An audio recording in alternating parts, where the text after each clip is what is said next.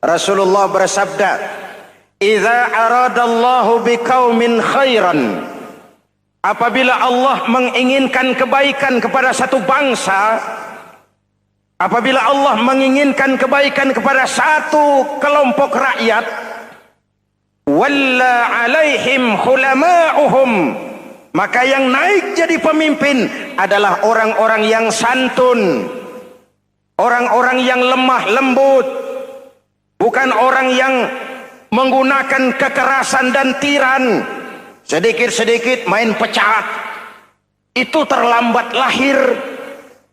Mestinya lahir di zaman Hitler, mestinya lahir di zaman Benito Mussolini, atau kalau mau lebih klasik lagi di zaman Fir'aun.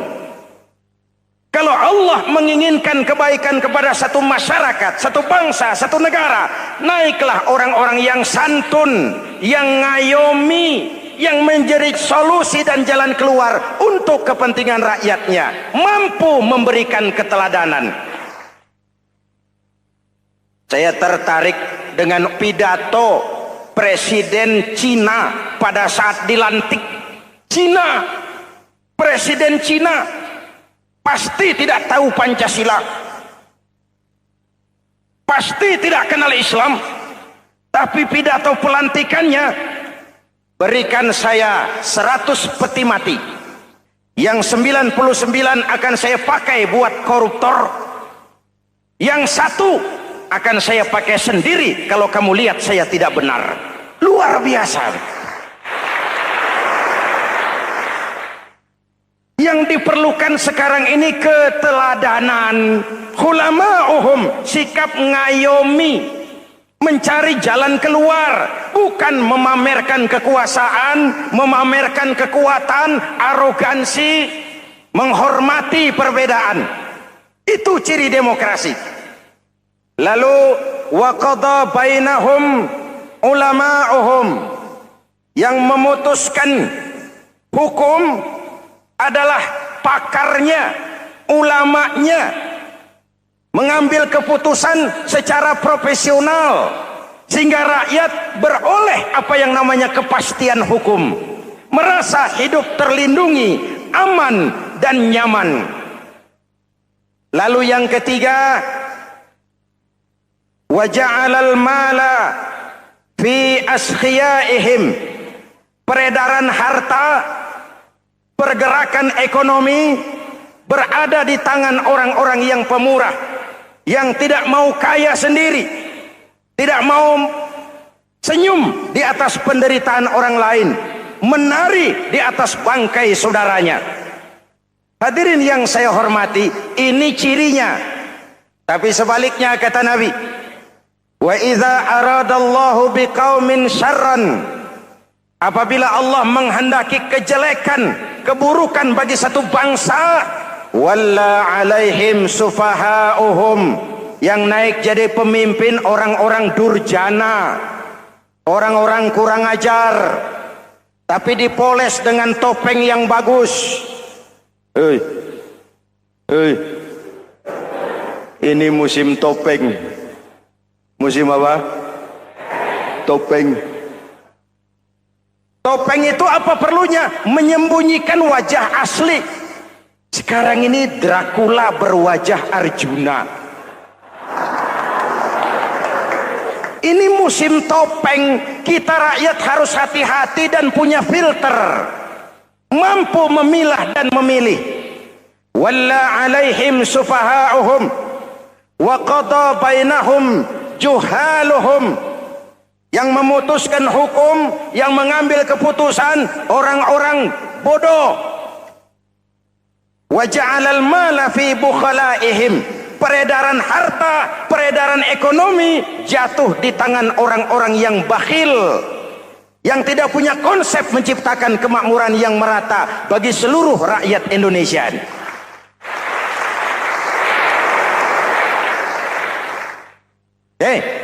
Kita kembali kepada tiang. Ini kan lagi cerita tiang tadi ya. Kalau sedang berdiri, lihat tempat sujud, jangan menteleng terus ke atas. Terserang penyakit tamak bin rakus alias serakah. Nah, selesai.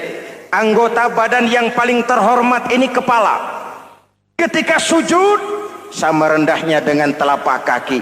Allahu Akbar, yang besar cuma Allah. Apa bedanya saya dengan saudara? Tidak ada, kecuali saya ngomong saudara dengerin. Kita sama-sama beribadah, sama-sama mencari nilai tambah di hadapan Allah. Apa saya lebih penting dari saudara? Belum tentu. Apa saya lebih hebat dari saudara? Belum tentu. Perasaan lebih penting, lebih hebat, lebih jago setan. Jelas? Ayo tundukkan kepala. Dia sama rendahnya dengan telapak kaki kita. Yang besar cuma Allah. Allahu Akbar. Lalu diakhiri dengan menebarkan salam. Assalamualaikum warahmatullah. Assalamualaikum warahmatullah. Menebarkan salam. Mewujudkan rasa aman, damai. Bukan menimbulkan keresahan. Hadirin yang saya hormati. Ini karakteristik kita. Selesai sholat, kembali ke masyarakat, ajaran salam diterjemahkan. Apa? Rasulullah sallallahu alaihi wasallam bersabda, "Ufsus salam, wasilul arham, wa at'imut ta'am, wa sallu bil laili wan nasu niyam, tadkhulul jannata bisalam." Pertama, ufsus salam, tebarkan salam. Tebarkan salam itu bukan cuma kalau ketemu orang Assalamualaikum, Assalamualaikum. Ya itu zahirnya. Tetapi hidup di tengah masyarakat memberikan rasa aman, rasa damai, menjadi pengayom bagi lingkungan, menjadi rahmah bagi semesta. Dalam Islam jangankan manusia, binatang saja dilindungi kok. Betul? Betul? Coba kalau belajar istinja itu kan makruh buang air kecil di tanah yang berlubang. Kenapa? Pertama, melindungi binatang yang ada dalam lubang.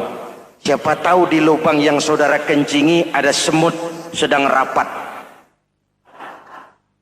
Membahas Buloget jilid 2. Apa dosanya lalu mati dikencingi? Ini namanya rahmatan lis semut. Binatang saja dilindungi. Ada hadis, kalau kamu menyembelih hewan, sembelilah dengan cara yang terbaik. Jangan menyembelih ayam dengan pisau tumpul. Ini ajaran apa? Ajaran tentang peri kebinatangan. Rahmatan, memberikan rahmah, salam, keselamatan dan kedamaian kepada masyarakat lingkungan. Itu misi seorang muslim.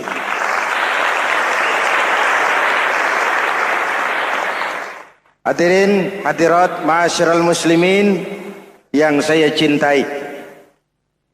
Saya kembali kepada pesan Nabi tadi itu. Pertama, ufsus salam, sebarkan salam.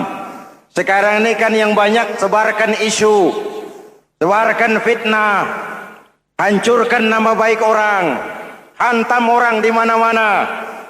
Padahal yang diajarkan ufsus salam, sebarkan perdamaian, bukan permusuhan. Cari kebenaran, bukan kemenangan. Lalu yang kedua, wasilul arham, sambungkan silaturahmi, tegakkan semangat kekeluargaan dan persaudaraan. Karena kita sudah diikat dengan tali akidah. Mari kita saling bertanya setelah lewat hari-hari yang dimana kita seperti saling berhadapan, seperti tercabut dari akar budaya kita sebagai bangsa. Semangat gotong royong, semangat kekeluargaan makin lentur dan luntur, dan perlu kita angkat kembali ke permukaan. Silul arham, sambungkan semangat silaturahmi. Wa at'imut ta'am, berikan makan orang-orang yang kelaparan. Mempunyai kepekaan dan kepedulian. Jangan menari di atas penderitaan orang. Jangan tersenyum di atas isak tangis tetangga. At'imut ta'am, mempunyai kepedulian yang tinggi. Wa sallu bil laili wan nasu niyam, bangunlah di keheningan malam ketika orang sedang tidur. Istilah saya, kalau mau telepon Allah, jangan lupa nomor teleponnya itu 44342. Jumlahnya 17. Zuhur, asar, maghrib, isya, subuh 44342. Jangan ragu-ragu, kalau angka cukup telepon sambung. Kalau angka kurang, hati-hati salah sambung. Pak, mau sambung yang lebih cepat bagaimana? Bisa, selain nomor itu, coba pakai sambungan langsung jarak jauh. Namanya SLJJ. Kapan? Tengah malam. Kenapa tengah malam? Lebih murah. Lebih murah. Saluran kosong, telepon jarang yang pakai, orang banyak tidur. Wa minal laili fatahajjad bihi nafilatan lak asa ayyab'atsaka rabbuka maqaman mahmuda. Nun di kehadingan malam, bangun. Seperti bapak-bapak, ibu-ibu sering bangun tengah malam ya Bu? Ya. Ngapain? Kalau bangun tengah malamnya sih saya percaya, cuma urusannya apa? Kira bangun tengah malam mau tahajud, malaikat sudah mau nulis, cuma buang air kecil, tidur lagi. Hampir salah tulis saya.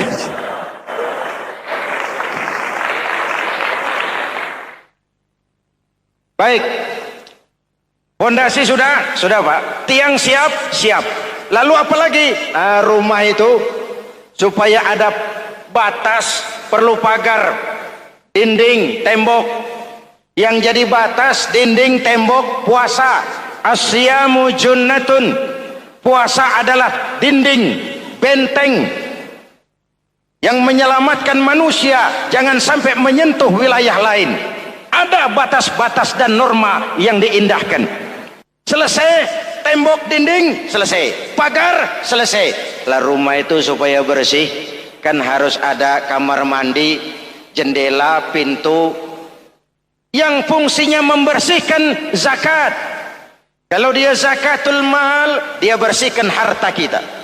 Kalau dia zakatul fitrah, dia bersihkan jiwa kita. Kalau dia zakatul tijarah, dia bersihkan bisnis kita.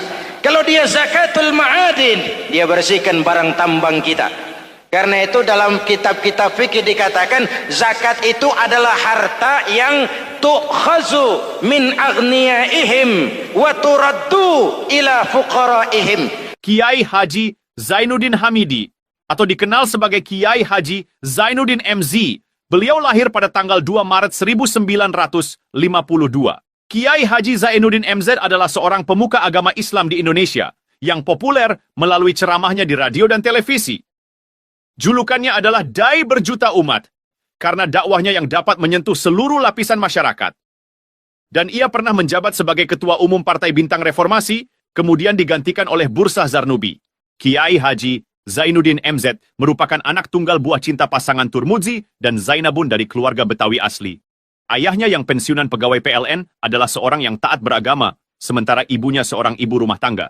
Sejak umur 2 tahun, Kiai Haji Zainuddin MZ sudah ditinggal sang ayah.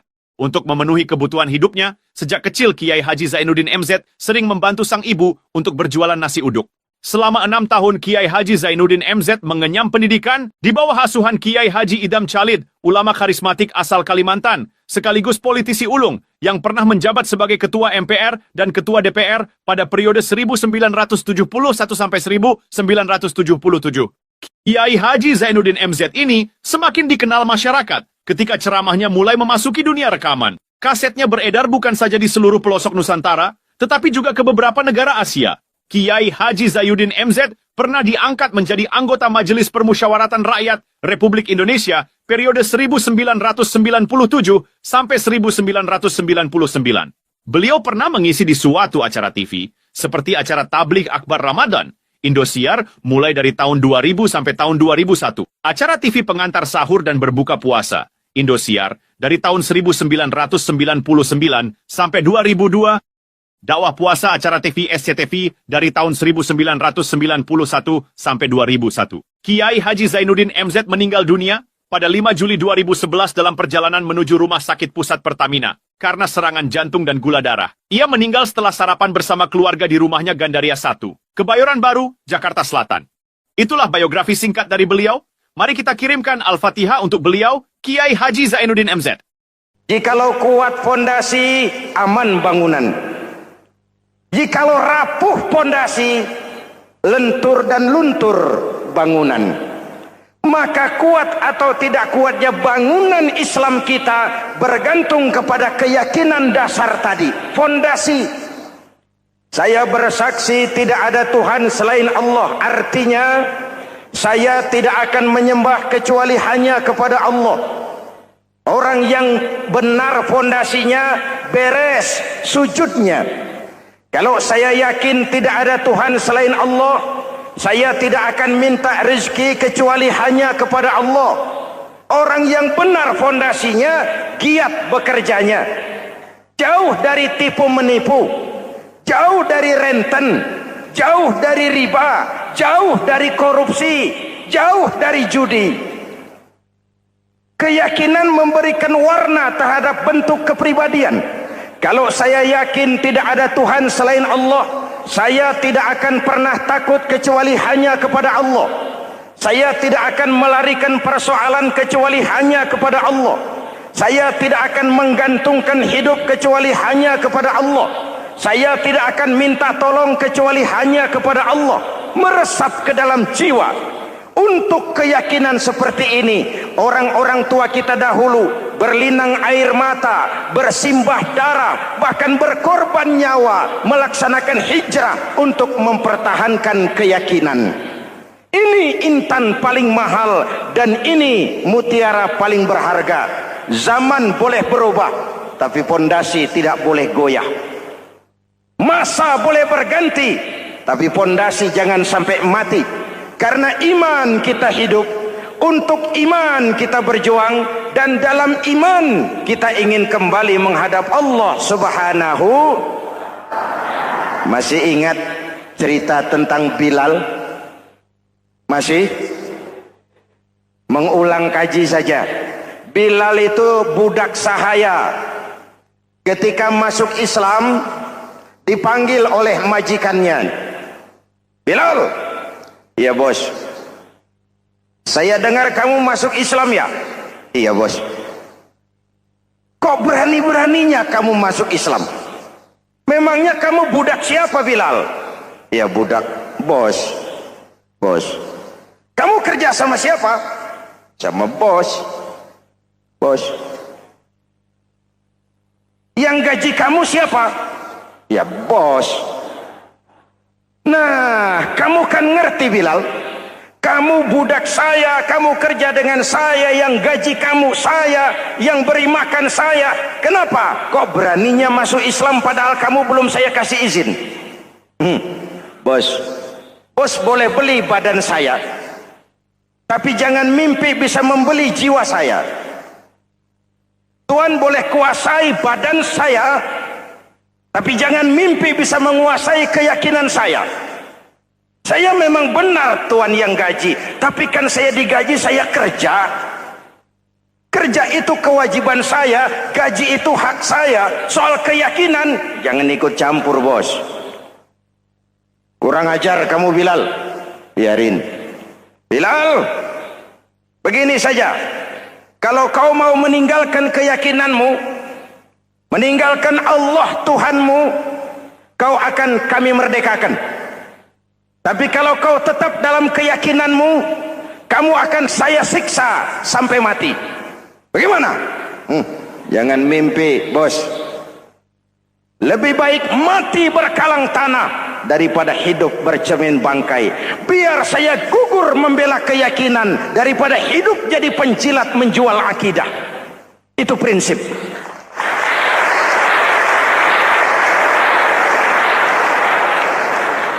Gendeng kamu.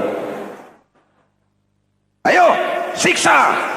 Tangannya diikat, dihimpit dengan batu berat, dijemur dengan terik matahari padang pasir, terkelupas kulitnya, mengalir darah dari sekujur badannya, pecah bibirnya.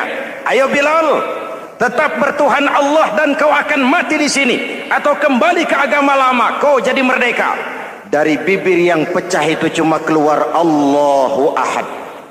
Bilal budak badannya, merdeka jiwanya, maka namanya ditulis dengan tinta emas dalam sejarah. Kita zaman sekarang merdeka badan kita, tapi sering budak mental dan jiwa kita, maka sejarah tidak pernah mau mencatat kita.